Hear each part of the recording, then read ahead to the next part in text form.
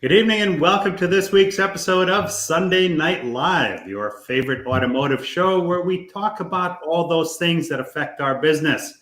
Because the better we all get, the better the customer experience. And as we all know, it's all about the customer experience. And this week, I have two special guests with me in the studio. I've got my friend Ed Chipalowsky. We connected some time back and he introduced me to Mike Roeth. And we're going to talk about some interesting things today. This week's episode is brought to you by TechForce. We all have the same problem, and that's finding, attracting, retaining, and training technicians. And TechForce can be a perfect partner for that. So I'm going to play a short video, and then I'd like to have my guests introduce themselves and tell us a little bit about their background and how they got here. Mike, why TechForce if I'm a dealer? Somebody's got to focus on solving this tech shortage. It's everybody's number one pain point, and TechForce is the only national not-for-profit focused on helping people to and through careers as technicians. What that means for dealers is we're working with thousands of students and working techs around the country. We've got over 100,000 in our database, and there's over 12,000 of them who are part of our online social community. So fish where the fishes are, but it requires supporting this mission. It's not a quick fix. We have to do things from junior high through high school to post-secondary education to get them interested in and supported through this journey and into those jobs. Internships, placements, relationships with the schools that, you're busy running a shop and you don't have time to figure out who's the point of contact at my local tech school or high school. We have them all available in our TechForce social community. TechForce, great organization. Now, you may not believe this when you look at this group of three guys here, but combined, we have 133 years experience in transportation, whether that be automotive, fleet, something to do with transportation. That's a lot of years. So, gentlemen, welcome. Thank you. Glad to be here. All right. Ed, why don't you tell us a little bit about your background, and then we'll go on to Mike. Okay. My background, I've been in trucking for many years. I'm from the Scranton, Pennsylvania area. I graduated Scranton Technical High School. I think that was the pre-vocational schools. And I took drafting there, mechanical and architectural. And I realized, no, I don't want to do this for the rest of my life, sitting on a desk. After I graduated, a great friend of mine, Paul, got me a job in construction equipment. I worked there for about a year and a half. I had a great mentor there that taught me all the ins and outs of working on Detroit diesel engines, the old 673 two-strokes, the ones that would lead the puddle of oil everywhere all around. So you knew that they were there. Then after that, I got an opportunity to work for Ryder Truck Rental. And I spent 23 plus years with them as a top technician, top T4, shift supervisor. And then finally, toward the end of my time with them, I had the opportunity to go into training. I always loved the new technologies. I wasn't afraid to try something new. And we were just emerging with electronics at that time and computerization.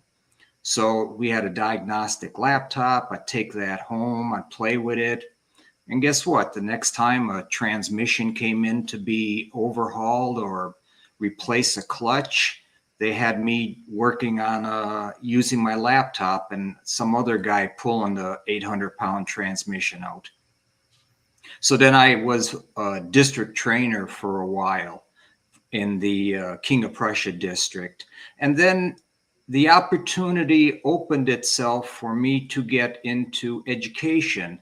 And I helped in Scranton at Johnson College open the first diesel program. And it was really exciting because we had to develop all the curriculum, get vehicles for the program. I did a lot of begging, a lot of borrowing, and hunting people down to get donations. So we had quite a lot to do and organize the operations. The numbers in the school was dwindling, and the big opportunity came for me to go over into the high school public career and technical education. And that was an eye opener for me. It was definitely 2 months. My first 2 months, I was pretty much sick to my stomach every day, because not only do you have 9th, 10th, and 11th and 12th graders, you have all the other issues. Yes, sir. Parents issues. Those two. I had one lovely mother chewed me up and spit me out. But, I spent 16 and a half years with them, and honest to God, they grow on you. They touch your heart.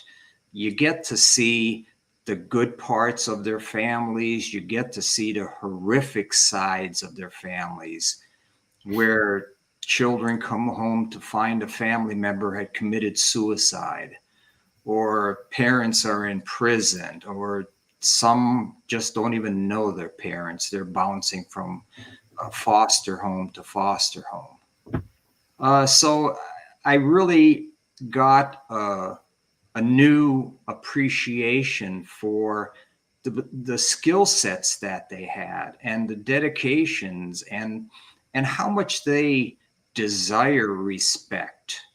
And we all desire respect. But seeing that sometimes they never had that chance for respect, I think they appreciate it a lot more. And then I retired. And I don't want to say retirement's boring. I told you I have a new slogan now. You leave trucking, but it doesn't leave you.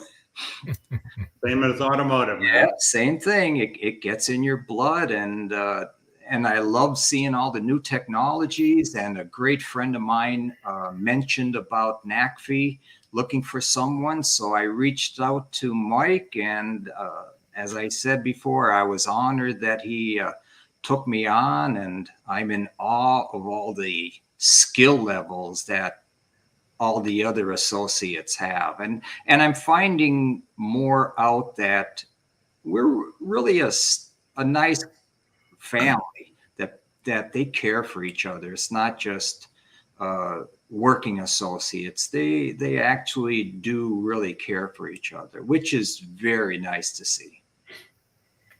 Awesome. Yeah, so for those that don't know, NACFE stands for North American Council for Freight Efficiency. Paul, we were started 13 years ago. I've been the only executive director. We started in 2010 when fuel prices started to rise. If you think about fuel prices for these diesel trucks, they never really got over $1.50 a gallon until around 2010. And that's when fuel just took off and was at $4 a gallon. It mitigated back down to $2.50 for a few years. And here we are now, $5 for a couple of years, or, $5 for a strong year. And who knows where it's going. But, these semi trucks that you see on the road, the ones that have one driver and he or she sleeps in the truck at the truck stop, at $5 fuel, they're burning about $70,000 in fuel a year. That's $70,000 in fuel a year. So it's a huge expense. And so NACFE was started to help lower that, make that better, improve that, get our trucks from 6 to 8 to 10 plus mile per gallon. And we're doing that over the 13 years. Personally, I was with Cummins and then with Navistar, split the difference really. So I was like 12 years at both of those places before now 12 years at NACFE. So I joke I'm entering the fourth third of my career. We'll see how many thirds there are. But I love this work. I mean, we're a nonprofit that's helping the industry navigate a lot of technologies. And, for the first half of those 13 years, it was about, low rolling resistance tires and aerodynamic bumpers and idle reduction equipment. And solar on trucks and trailers. And, even though those are complex and had a lot of challenges to them, we were just getting started, because now we're looking at electric trucks, hybrid trucks, hydrogen powered fuel cell trucks, even burning hydrogen in diesel engines as we know them. And that's not to mention other technologies like, connected, where we've got all the, the freight has, we know where the freight is with global positioning. We know the driver, the trailer, the truck, so much connected technology, which then leads us to the opportunity for automated trucking. And, we may get into some of those technologies, but we're here, NACFE, helping the industry navigate all of what's occurring and taking advantage of these technologies, some of which, everybody thinks they've got the greatest thing, since sliced bread. So all of the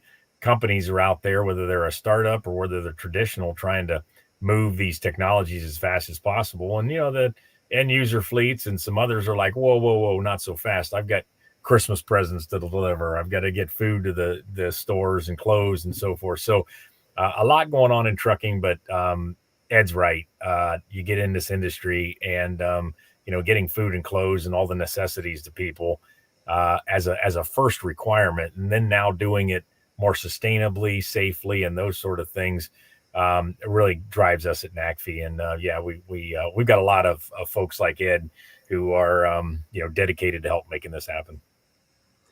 I'm so fortunate that my network is just so terrific, and it's expanding all the time. And I was very thankful when I connected with Ed, because he's opened my eyes to a whole nother facet of transportation.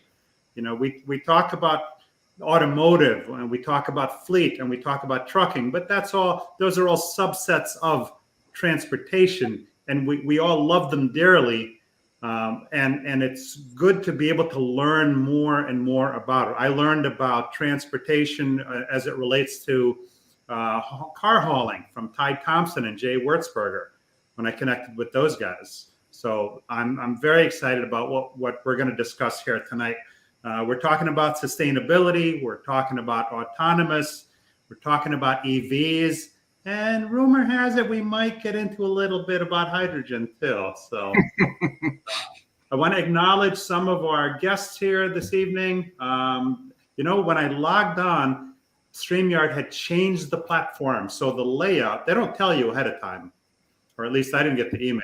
So the layout was a little different, and you're never quite sure if something is going to work quite the way it's always worked. But thankfully, it's worked. So starting us off tonight, we have Russell B. Hill, one of my SDL brothers. SDL stands for Service Drive Live.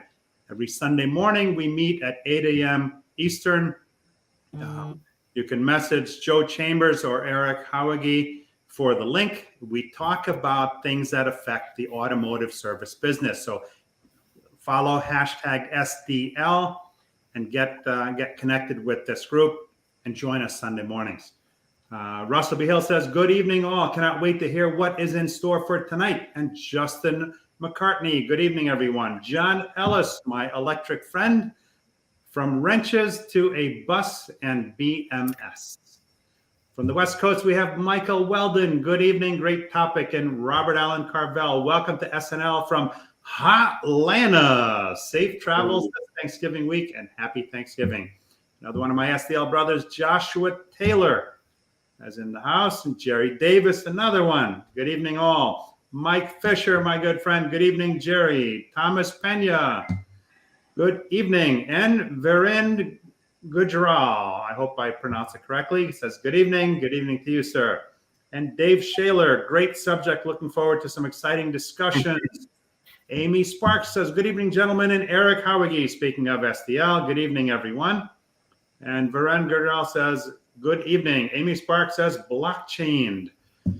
All right, so there's a lot of information there, and trucking. Hey, this is Thanksgiving. Fall is Thanksgiving week, so as everybody's out there driving on the roads, give those truckers a break. I mean, I driving trucks is hard. Freeways are going to be clogged, and just give them some room. I'm blogging this week on just that, where these freeways are just give the truckers a little room. They need the space to get the job done, and it's it's a big challenge. So looking forward to this week.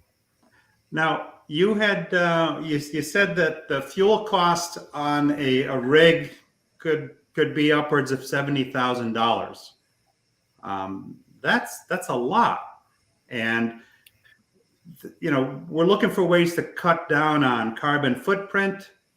We're looking for ways to save money, save the environment, and also keep people safe. There's so much technology. We have a family member who's retired from trucking, and he would share with us stories how things have changed. Everything's monitored, right? So the company knows where the truck is, how fast the truck is rolling, where it stops, when it stops, for how long, and the fuel costs are just astronomical. And you and I spoke briefly yesterday about some of the technologies in electrification. Sure. Data is really powerful. And so when you look at complex operations, and I would say, the supply chain moving goods is a pretty complex, dance that we do to get all these goods to people and homes and stores and so forth. So when you have that data, you can do a lot with it. And so trucking is doing just that. And so when we look at some of these technologies that are emerging, so you bring up electric trucks, we always say at NACFE, the first thing, if you're interested in looking at an electric truck and what it might do for your business, the first thing to do is really understand your business, right? And understand how the fuel's burned and how your trucks are operated today with diesel, and then start to look at batteries. So, a couple years ago, I said, batteries hauling freight, give me a break. I mean, you do your phone, they can do some things. Maybe they'll drive some cars, but they're not going to haul freight. And I was really wrong. I don't like to admit I'm wrong, and Ed knows I don't admit it very often, but it was, I was wrong. Battery vans, step vans, think about e-commerce, final mile, they're here and going to happen really fast. Urban box trucks and trucks that, just don't do a lot of miles, but, burn a lot more fuel than maybe a car will. And all the benefits of the electric trucks with less noise, no exhaust, no, oil, a lot less lubricants. There's a lot of benefits. I mean, the environmental improvements are there, but what we keep finding is all of these just really strong benefits for truck drivers, maintenance people, and we'll get into that, I'm sure, that are extraordinary with electric trucks. Now, are they going to replace all the trucks out there? No.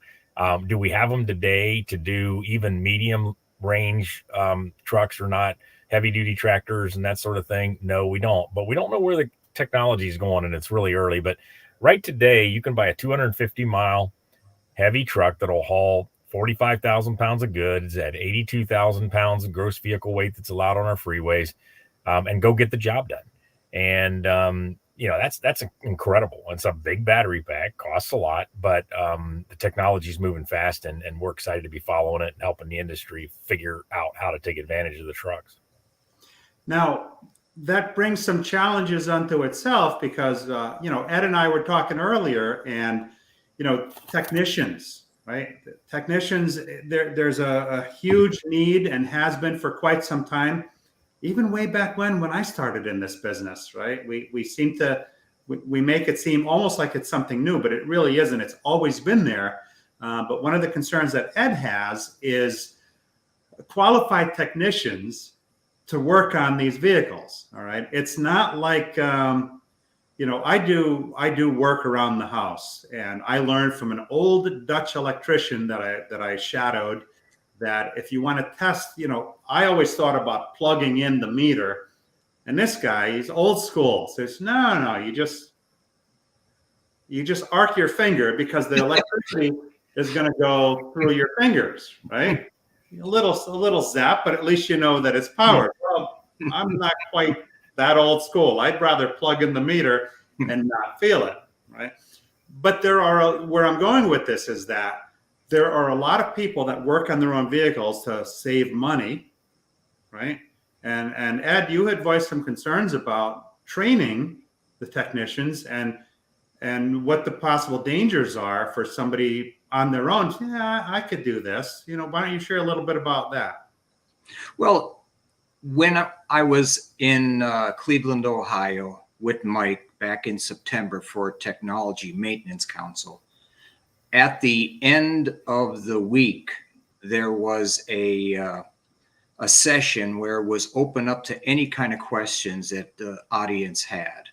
So we started a good discussion. I brought it up concerning technicians because everyone was talking about the need for technicians and how do we gain them. And I brought up a lot about the electric vehicles. Do we need to have two different pathways? Should there be a pathway for the ICE vehicle technician and a pathway for the electric vehicle?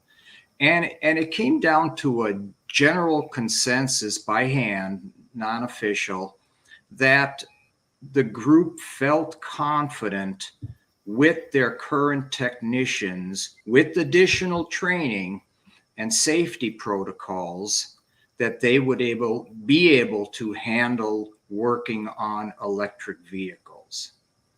Now, my concern is not so much for the current technicians working for the fleets, the dealerships.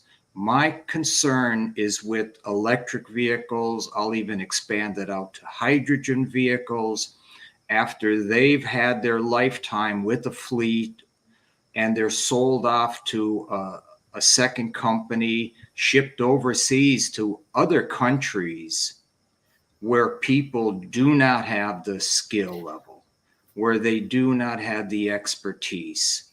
And you're going to see the people still out there inadvertently touching them.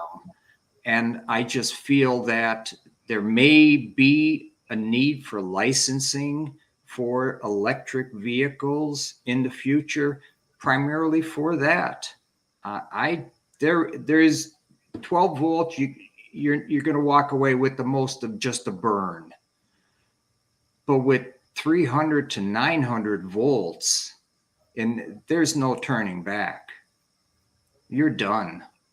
And as good as the OEMs could, look at them and code them with colors, and they're still going to have breakdowns and failures, and someone's going to do something wrong after they buy this vehicle because they don't want to spend a lot of money at the dealership to get it repaired correctly. They're going to die. Yeah. I think I think these are different vehicles, very different vehicles. We call this a transformation. So, the interesting parts here are they are simpler trucks. Diesel trucks have become really complex. We've got all this after treatment for emissions. We've got electronics. We've got many computers and so forth, as well as still all the moving parts of an engine and a transmission that you always have had, pistons and camshafts and that kind of things. So I do think overall the vehicles are simpler. Now, like we probably had when we went from horses to engines, right? Now we've got diesel or we got gasoline. We got, things that we had huge safety concerns that, oh my gosh, how are we going to handle that? I think Ed's exactly right. We've got to figure that out. And you have to figure that out to some extent at day one. We've got a few thousand trucks in service today. But for that one technician or that one EMS person that's got to go to the scene of an accident where there's an electric truck, we have to be able to, have that repair or that, all of that be done somewhat safely. So we've got work to do in this area. But I do think from a technician attraction standpoint, we've got a lot of opportunity here. And I would encourage any dealers or schools or anybody there to widen your thinking about who might want to work on these trucks in the future. Diesel mechanics, and we're going to need them for a long time. But I think we got some. This is electronic. It's electricity. It's cool, right? It's the future. And as we look at electricity, hydrogen, other technologies, I think we have a real opportunity to attract some people to these jobs, which, even truck driving jobs. I mean, there's some well-paying jobs. I think we've got real opportunity with this new technology and how cool it is to attract new people that would have never considered being in trucking before. And I think that's a perfect spot for TechForce. TechForce has the opportunity to reach out to so many people, so many schools, encourage them, showing them all the great possibilities. And we need them changing too, to include more of the electrification, get into that, how to promote schools.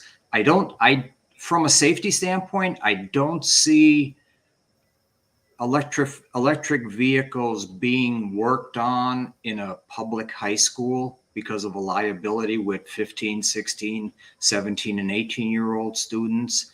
That's where community colleges, other schools, or even fleets developing their own apprenticeships. I think that's where that can really take off. But utilizing TechForce, they're a great promoter of all the skills, and they're doing a great job. I'm also an ambassador with TechForce. I've been that for about a year and a half now. Yeah, it's a great organization. I want to get to a couple of comments. Robert Allen Carvel says, going to love the conversation about hydrogen, big believer in the future. And Mike Fisher says, according to the American Trucking Association's ATA truck facts, the number of fleet vehicles in the U.S. is around 37.9 million trucks registered for business purposes in 2019. Huge industry that demands our attention. Now, in automotive, I think adoption is maybe 5% for those that caught my show on electric vehicles with John Ellis a little while back. So the gas engines are going to be around for a long time, just as the gas trucks and transporters are going to be around for a long time. They're not going to go away tomorrow. So there are a lot of fears about, these OEMs are putting out these mandates where, we're going to be fully electric by 2035. Well, maybe from a manufacturing standpoint, maybe, but that's a lowercase m on that maybe, because there's so many vehicles still, and it's going to take a long time. But the training still needs to happen now early, because when you look at Europe, their adoption rate is through the roof. And, there's good and bad. Some people may say, well, that's bad, they're ahead of us. But I look at it, I always find the silver lining in every cloud, because there's collaboration in the industry, right? So they may be ahead from that standpoint, but I see that as a way for us to shorten our learning curve, because with shared, we just lost Mike. With shared,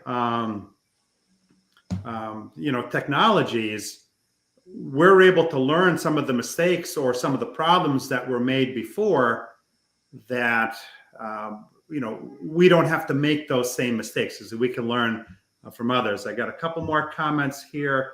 Robert Allen Carvel says, spot on. Mike Fisher. Amy Sparks says, opportunity. There's huge opportunity. And I had a conversation with Mike yesterday. Here he comes back.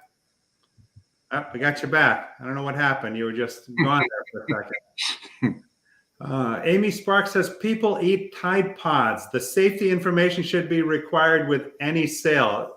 100% agreed. When you go to the gas station today and they have to actually put a sign to not consume the gasoline from it, I would not put anything past anyone. And Steve Apicella, what are your thoughts about advancements in next generation technology-driven truck platooning for diesel or EV commercial trucks to reduce and even more fuel, battery operation costs and improved safety? Yeah. There's a lot. We've done some studies on, you can find on NACFE.org some studies on platooning. And so the idea is that, with all this safety technology, that we can actually link two trucks together, two tractor trailers, and operate them, in the order of 40 to 50 feet apart, and save a lot of fuel. So the rear truck saves only around 10%, the front truck maybe 4%. When they're together versus being two separate tractor trailers, maybe a mile apart. And so it's a great opportunity. Now, the challenge comes in with congestion, with other traffic.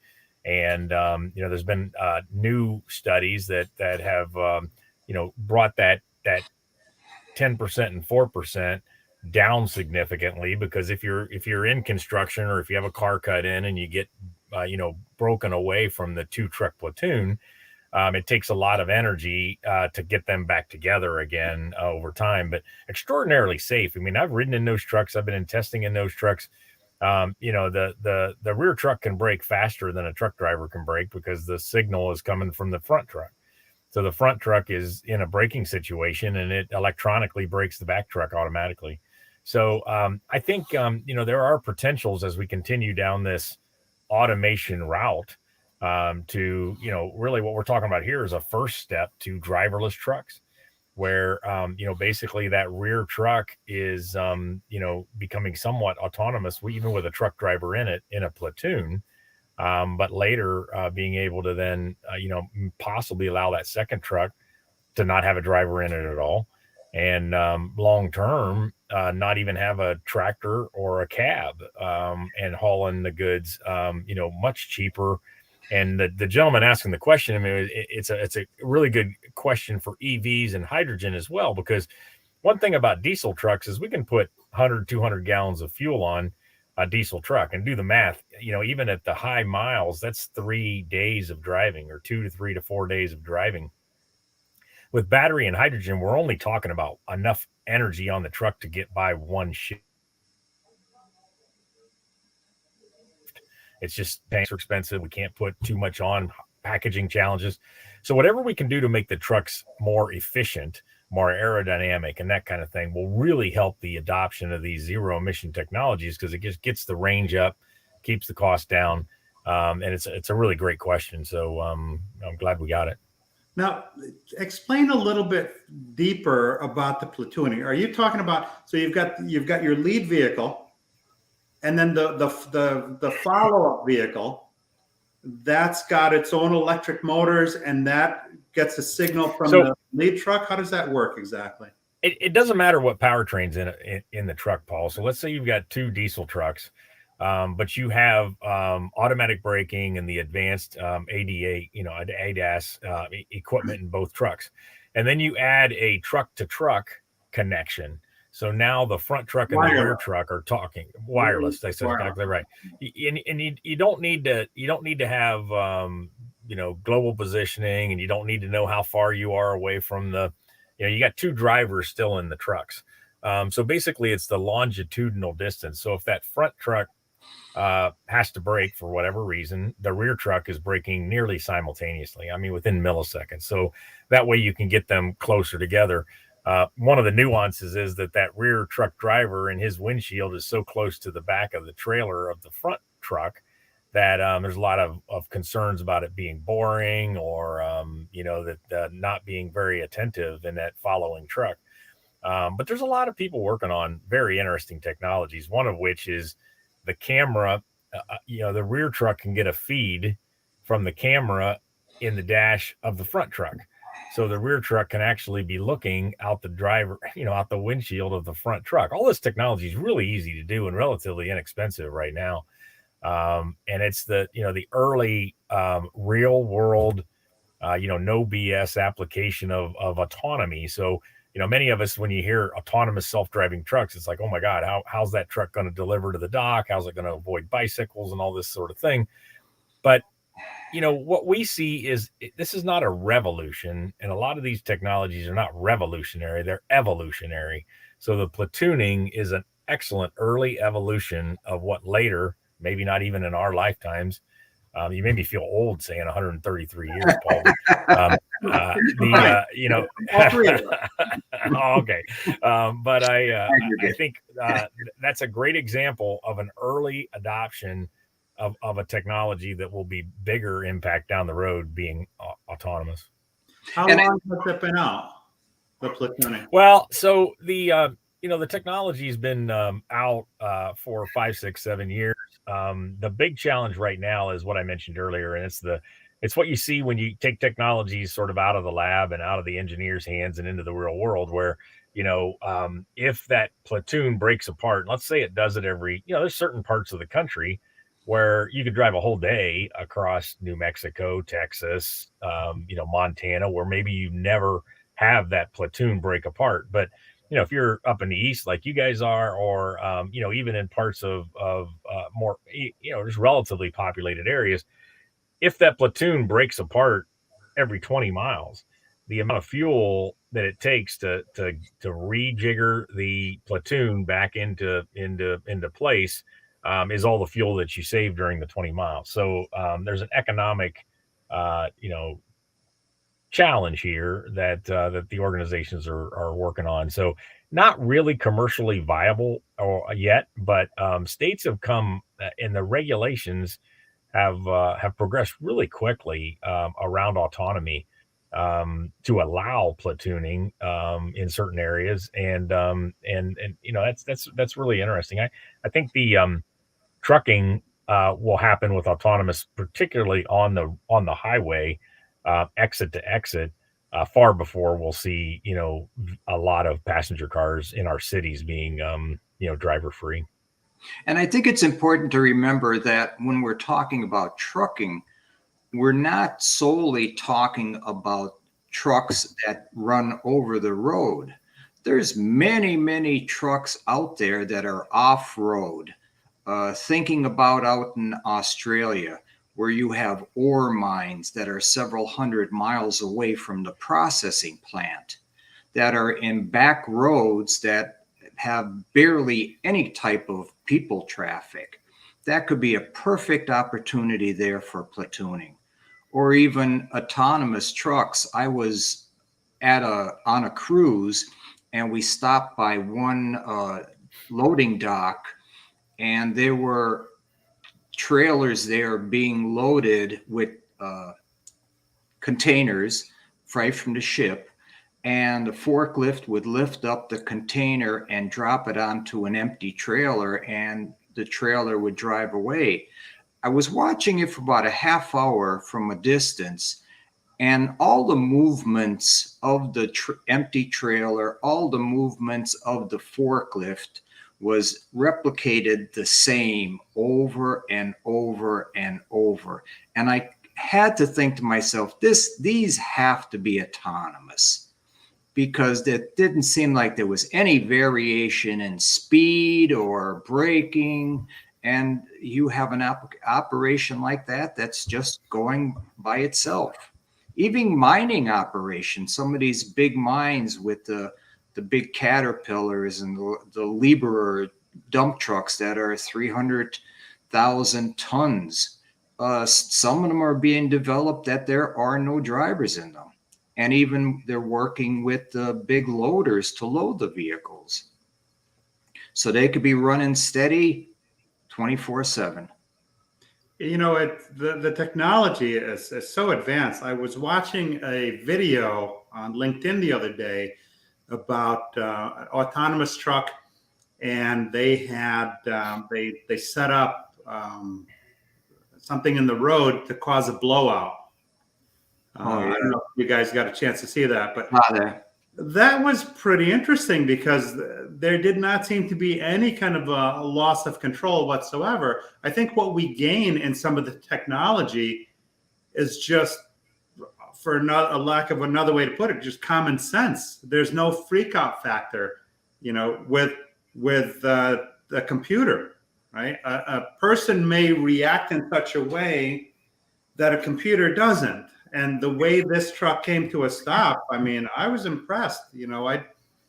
I feel a little safer with that than some of the people I see on the road today. Yeah. So hydrogen. We think hydrogen, we think what? The Hindenburg, right? Yeah, or I think about the space shuttle and the NASA programs and so forth. So hydrogen has always been joked about as a great solution that'll be here in 10 years, and every 10 years it still will be here in 10 years. And so I don't know, it feels like we're getting a lot closer. So let me just walk you through what we believe, given all the work and research we've done around hydrogen for trucks, where our logic is. So, hydrogen fuel cell truck is basically, an electric truck that has a very small battery, because you can create hydrogen on the fly. You can create electricity on the fly with hydrogen. So you can pack hydrogen in tanks on a truck and then create electricity to move the wheels. So instead of maybe a megawatt of hour battery pack, I know that sounds like, oh my gosh, but to go 500 miles in a semi truck, you need at 2 kilowatt hour per mile, you need about a megawatt hour battery, bunch of battery on these trucks. If you can go to hydrogen, you can make that battery pack much smaller, in order of magnitude, maybe 10 times smaller, and then get the job done. There's a number of challenges though with hydrogen. One is that the efficiency, you lose a significant amount of efficiency, because now you're using electricity, and to make green hydrogen, you're using renewable electricity from solar, wind, hydro, or whatever, to create the green hydrogen that then you can transport to a truck stop, fuel into a truck. Once on the truck, then you've got to turn that hydrogen back into electricity to power the wheels. So we instantly we use a lot more electricity per mile than if we were able to use electricity straight into a battery and off to the wheels.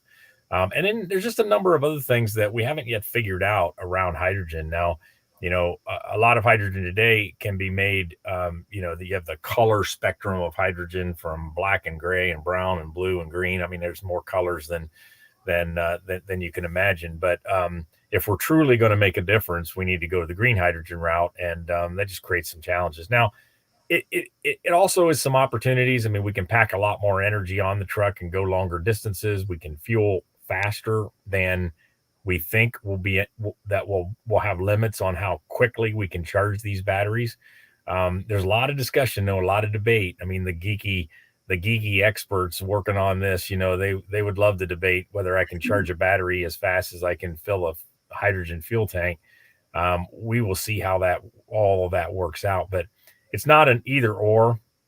For trucking, it's going to be battery electric trucks and hydrogen fuel cell electric trucks. They will both exist. The situation is going to be in 30 years when we look back at this. Will it be 10% or 50% of the trucks need hydrogen to augment electric? But it'll clearly be both. Is our thinking around hydrogen. What is the cost to produce hydrogen? Yeah, so it's today, the relatively numbers you hear is $12 to $16 per kilogram. We need to get under $6 for this to be, if you just do simple math around how cost effective it would be versus diesel. Another point that I think deserves brought up here is that the electric truck, I always say, with all of the emissions and all the other challenges of a diesel truck, the diesel truck complexities here, the battery electric truck is a simpler truck with less parts and less stuff, and it's more simple. Hybrids have both, so they're higher, and fuel cells, have a lot of cooling systems, a lot of controls, a lot of things on it that make that hydrogen truck a much more complex truck than an electric one. More things to fix, more training to do. So we'll see over time, but that's the way I would characterize the two different technologies. So then, what would be the benefit? I mean, if it's more work. Well, the benefit is range, weight, because those batteries, they just keep, as those batteries get bigger and bigger. And when you think about when you get to a megawatt hour of battery, you are literally creating a bigger truck. You can't fit that much battery into the space on the chassis that you would have had in a diesel truck. So it just gets too heavy, too cost, and so forth. So you just can't get it done. I mean, maybe you can stop along the way and charge and gain some more energy into the truck. But no, I think that's a great question, Paul. The reason is because batteries won't be able to do the job that trucking needs, and we'll need something else, and that'll be hydrogen if we want to move those goods with full, zero emissions, because diesel will be around, and we're going to continue to improve diesel. And so these diesel trucks, and there's renewable drop-in fuels, there's other options here for those really true long-haul, high-mileage trucks. So the fuel range, I mean, that's a big plus, because right now I think the average car The average EV is 240 or 250 mile on a full charge. And it sounds like most of the EV trucks are the same. So to get double that, yeah, I guess there's a huge appeal behind that. We got a couple of questions coming in here. Mike says to the panel, best use for autonomous trucks, interstate highways? I could understand. Yeah, I think so. I mean, I think there's, I think it's interstate highways. But the other thing that I think we need more automation work done is in the yards. So, one of the scariest things for truck drivers, one of the hardest things to do is back up into a dock, park a truck at a truck stop. I mean, you're literally talking about a foot between these trucks. So you've driven 11 hours, you're tired, you're hungry, you want to shower, and you're pulling into a truck stop, and you got to back that truck in to a very tight area. So so we can see that becoming automated, and there's people working on that. So I think it's the at speed long haul. Another thing about automation, is we could separate potentially the cost of the hours of service of the driver. So today, a lot of these semi trucks will drive. There's a desire to drive faster, still within the speed limit, but faster to get somewhere because the driver only has so many hours to drive. If we could open up and really have an autonomous truck that can run 24/7, then we could drive it slower and save a lot of fuel, maybe even be safer. So get down out of the 65 mile per hour down into 55 mile per hour or something like that. Whatever is reasonably makes sense. And we could burn less fuel, be safer, and still get the job done with these trucks. So a couple thoughts there. So, I mean, that's huge because right now you can only drive so many hours. You have to stop, you have to rest, and you can't keep driving. But if you had these vehicles going 24/7, you could literally cut your transportation by 2/3. And that's a lot less tractors and trucks on the road too. So, theoretically you have congestion opportunities and other things too. So, yep. And one thing we're finding out from the medium duty vehicle market, like we've been talking now about the over the roads on the interstate highways, but there's a large composite of our industry that are medium duty last mile deliveries, where we speak with fleets that they'll only run around 150 miles on a shift of an employee. So the vehicle is back at home, able to be charged, ready for the next day. So there's a lot of areas that electric trucks blend in very nicely. And Mike will tell you, anyone you talk to that is a driver of an electric vehicle absolutely loves it. The drivers are calmer. They're not listening to the roar of the engine all the time. They just feel so much better about their driving skills, and they can focus more on traffic and everything. And it actually, the regenerative braking is funny because companies are starting to use it as a benefit, and actually drivers use it as a competition. Who can get the most regen time? So that recharges the battery. So it's interesting how more and more companies on the medium side are looking at these vehicles. The truck thing, backing it into a space, that's an interesting concept because we had a 25-foot shuttle bus that I recently sold on Marketplace, but it's driving that was kind of a gas, no pun intended. But you learn how to back that in. And my wife, when we first got it, I mean, she drove that bus like Ralph Cramden. I mean, she was, for those old folks among us, that's a Honeymooners show where the guy was the bus driver. But I can definitely see if somebody's on the road, I mean, there's a lot of pressure with that you're driving this big rig over the open road and you're pulling off the highway and you've got to back into a very tight area. I could definitely see the technology being better than the driver. And to your point, Ed, where you witnessed the vehicles moving at the same speed, the exact same way every time, you don't have the fatigue that you have with people, right? And with all of this technology comes a whole wave of new things. Certain aspects of any business die off, but it gives a birth to a whole new. Yeah, I mean, one of the things that as we work with fleets, I mean, I'm glad we're talking about drivers because whether it's a school bus driver, a couple hours in the morning, a couple hours in the afternoon, or a heavy truck driver on the road, or what Ed's talking about, these local delivery folks. I mean, we are at the Christmas holiday season, right? You're going to see a lot of UPS trucks and Amazon trucks and everything coming through. And so, truck driving, whether it's a little van or big, it's a tough job. And, we can't expect those drivers to do more with this technology. We need to make their jobs easier. And what's exciting is that we actually see that happening right in front of us. I mean, we did an event last year where we went out and we worked with 13 electric trucks all over the country. And these were trucks hauling real freight today. And all of the truck drivers just loved the trucks. They said they were less tired. They felt safer. One truck driver said he pulled over for an ambulance. He had been driving a truck 25 years, had never heard an ambulance ever before. And now he heard it and was able to move his big rig. It was a city beverage tractor. So it wasn't huge, but he was able to pull it away alongside. Smooth acceleration, regenerative braking. Once you start to learn it, it's your friend. It's exciting. It's easy.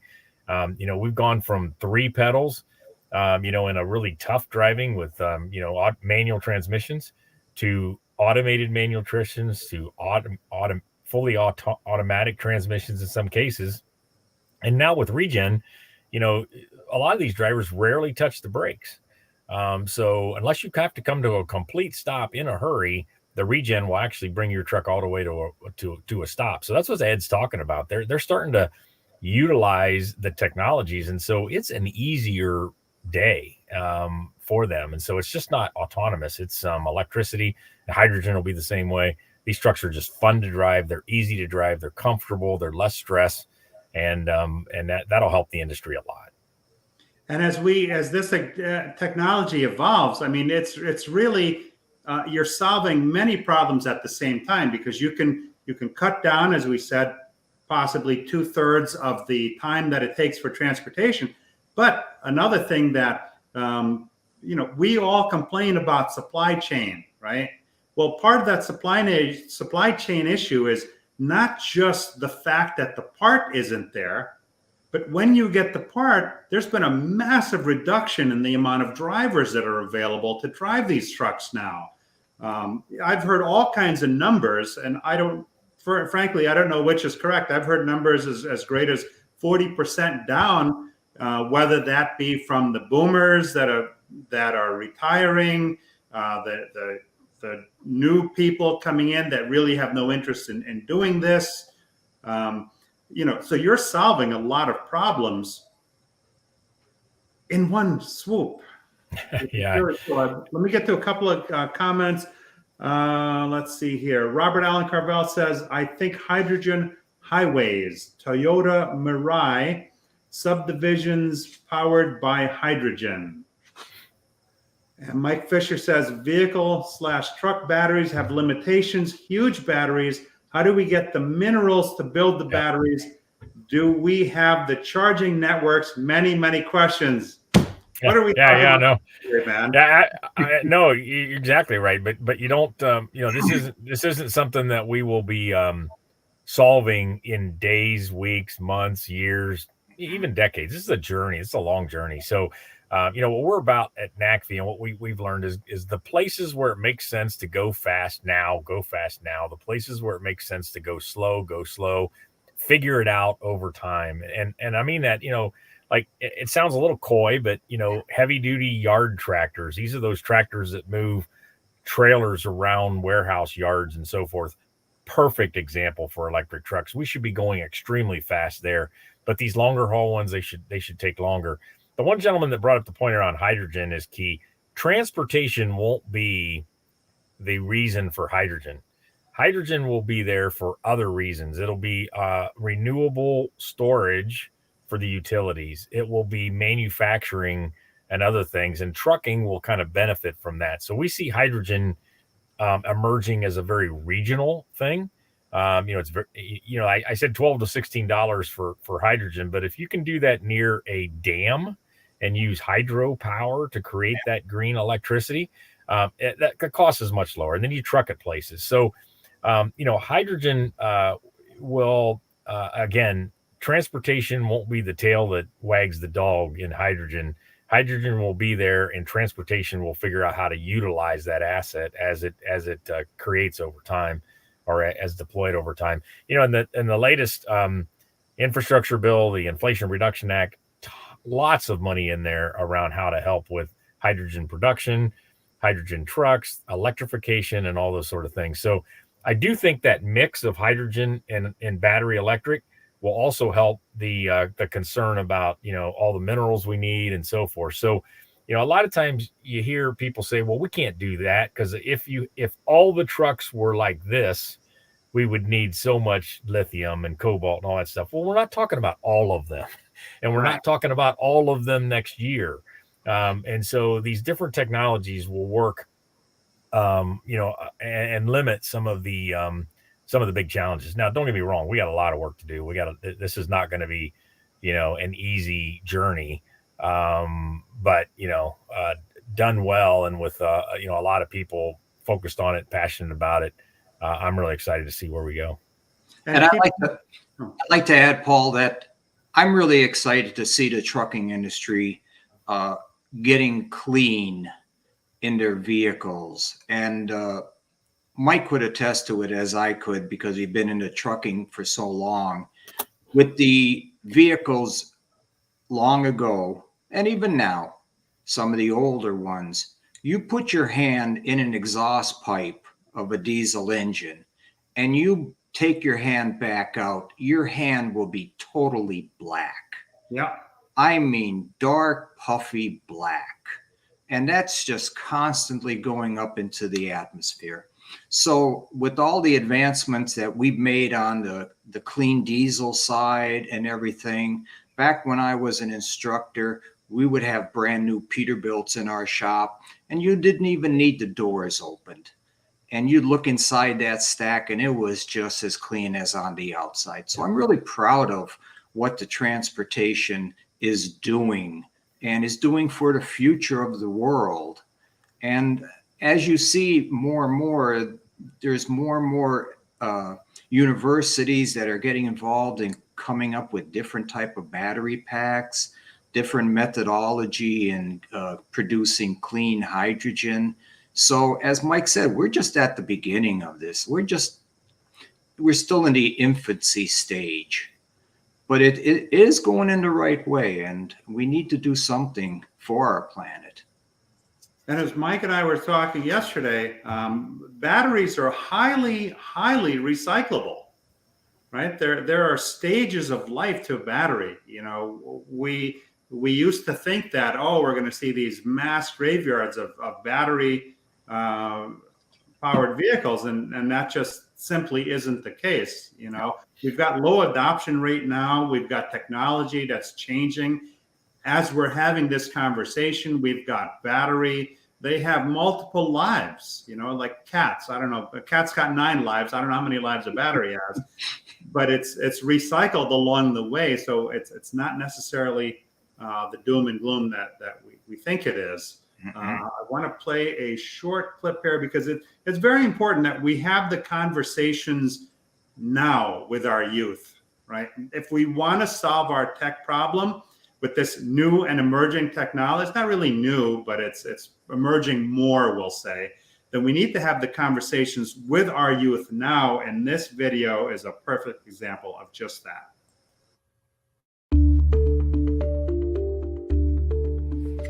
You know me. I'm just a younger version of you. I like to tear stuff apart. so I can put it back together. My hands are my best tools. I learn with my hands. I'll work with them. I think with them. We know how to make things go. So what would you tell me if I was the younger you? Would you tell me to stop fidgeting? Sit at my desk and try to be like everybody else. Or that there's only one road to success? Or should I keep driving like you did, fixing stuff and figuring out how to keep the world moving? Help me show the world that there's a profession right here in my hands. Help me build my life and my career the way I'm wired to work. For us, this is how we work, and you can lay that across to you. It's how we are, wired for success. If we stand together, stand for those of us who love working with our hands, we'll not only champion tomorrow's workforce of technicians, but we just may change the way everyone thinks about technical careers. You figure out how to be you. Now help me be me.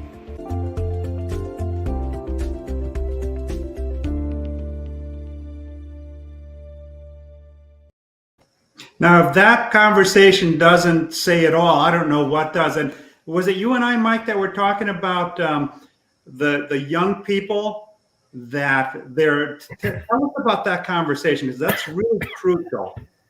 Well, I'm just really excited about the youth and what we're seeing and how driven they are to help solve problems.